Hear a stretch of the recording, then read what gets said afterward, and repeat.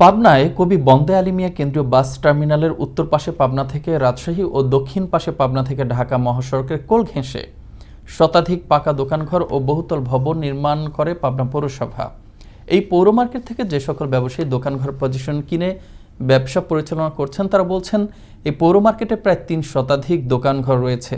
Position ভেদে 4 থেকে 10 লাখ টাকা দিয়ে দোকানঘরগুলো কিনলেও পৌর কর্তৃপক্ষ 200 থেকে 500 টাকা করে মাটি ভাড়াও নিচ্ছে বলে অভিযোগ তাদের। তবে এমন সব অভিযোগ অস্বীকার করে পৌর কর্তৃপক্ষ। এদিকে বাস স্ট্যান্ডের স্থানে বাণিজ্যিক প্রতিষ্ঠান নির্মাণের বিষয়ে সওজ বলছে, এ বিষয়ে নেওয়া হবে বিধি মোতাবেক ব্যবস্থা। আমি ভাড়া চলাই। পজিশন আগে বিক্রি হয়েছে 3 লাখ 4 লাখ, এখন বেশি। এই মার্কেটের নাম পৌরসভা মার্কেট। আমি এখানে ভাড়া থাকি।